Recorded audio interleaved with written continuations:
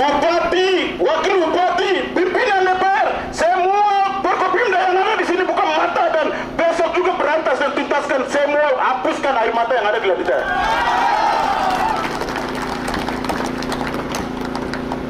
Hari ini juga, ya, hari ini juga kepada pimpinan DPR yang terhormat, kami minta dengan tegas melakukan rapat pembentukan tim pansus kemanusiaan di Lanijaya segera hari ini juga.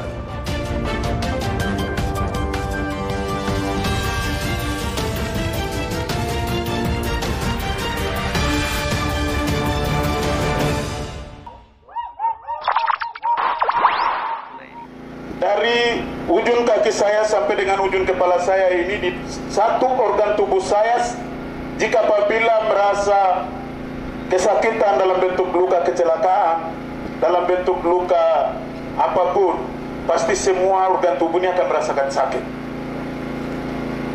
Sehingga hari ini sasaran kehadiran TNI atau militer non-organik yang ada hanya di wilayah Melagi, distrik Melagi, distrik Kuyawagi, distrik Wano Barat, distrik Goa Balit, dan sekitarnya. Tetapi dengan sinkronnya ibarat yang tadi saya contohkan, satu antero Lanijaya ini merasa sakit.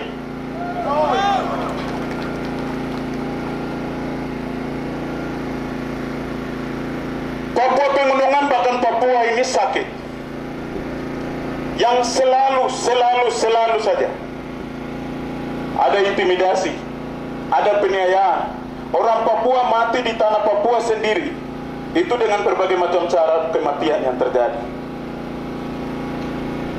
Kami belum punya barang bukti siapa pelakunya, kenapa korbannya, kenapa terjadi demikian. Tetapi dengan kejadian seperti begini, situasi Papua hari ini, khususnya untuk di Lanijaya, sehingga ini kami wajib curiga kepada negara Kesatuan Republik Indonesia. Sehingga kepada pemerintah, DPR, jangan coba-coba menghindar diri, memiliki sifat sebagai anti kritis. Tidak boleh. Yang sedang terjadi hari ini, dan kami punya bukti, kami sudah kantongi data. Pasukan non-organik yang sudah ada di beberapa titik yang tadi sudah kami sampaikan.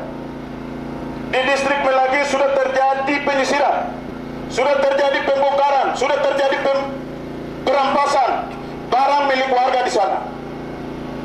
Barang milik warga. Kalau sudah terjadi seperti begitu, kami diam saja kah? Kami diam saja, kami tinggal saja.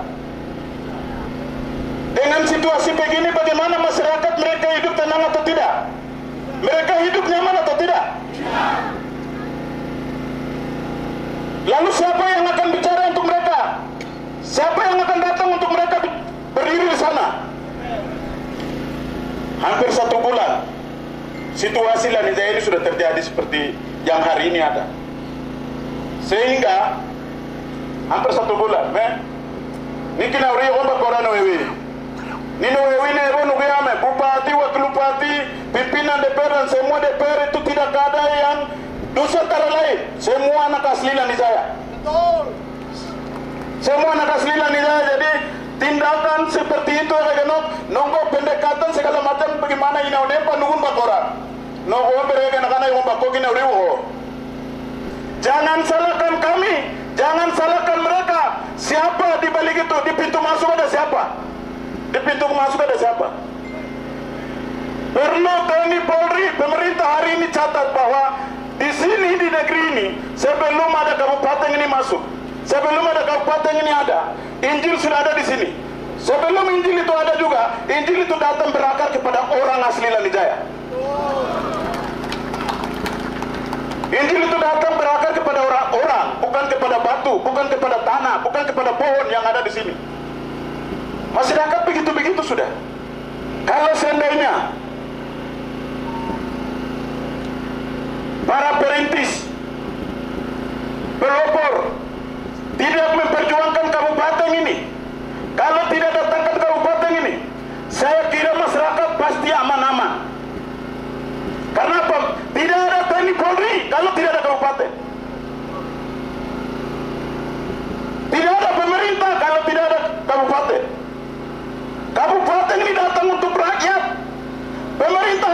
untuk mengayomi rakyat, mengamankan rakyat, menjamin kesejahteraan rakyat.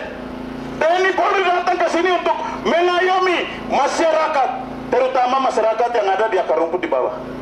Di manakah hati nurani kita? Di manakah telinga kita ini sudah tuli, buta? Hari ini sedang terjadi di titik sasaran bahwa setiap masyarakat mau keluar dan mau masuk itu TNI non-organik sedang melakukan intimidasi dalam bentuk melakukan pendeteksi jaring. Hari ini sedang berjalan nih, sementara kita berdiri di sini. Hari ini sedang berjalan. Itu bukan tindakan intimidasi kah? Itu bukan tindakan intimidasi kah? Mereka sedang buta urut dari sisi bahasa Indonesia. Kebiasaan mereka yang bapak orang curiga itu. Mereka memang masyarakat yang biasa berkebun bertani. Sampai hari ini aktivitas mereka, ibu-ibu tidak bisa masuk ke kebun kecuali nilai jumlah 2-3 orang. Tidak bisa. Dengan kehadiran mereka di sana sudah terjadi trauma, situasi sudah sangat tidak bisa, aktivitas tidak bisa bebas.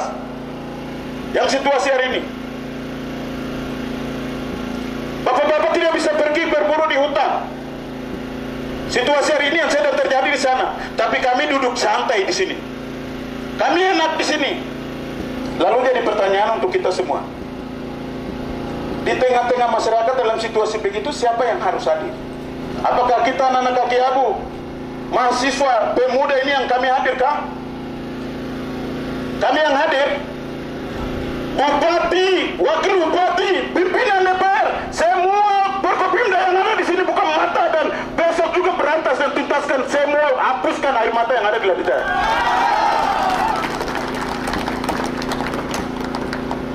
Hari ini juga, ya, hari ini juga kepada pimpinan DPR yang terhormat,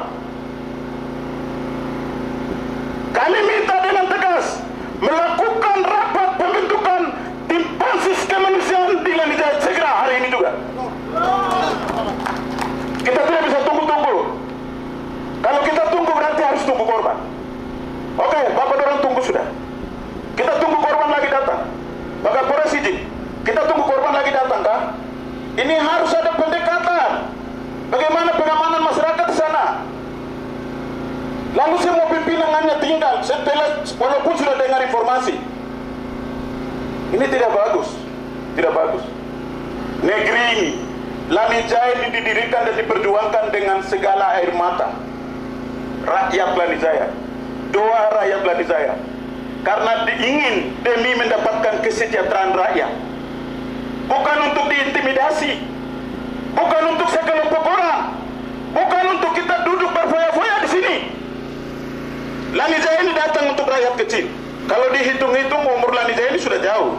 Maka Polres izin, kalau saya tidak salah sekitar tanggal 8, 7, 8, 9 yang terjadi penembakan di distrik itu bukan Mokoni, distrik Jiginua. Distrik Jiginua tepat di Golikme. Jujur kami sudah mau rencana mau sampaikan aspirasi kami ini sebelum 17 Agustus. Tetapi dari sisi lain, kendala kami satu dan lain hal itu membuat kami seolah-olah itu kami menghargai 17-an.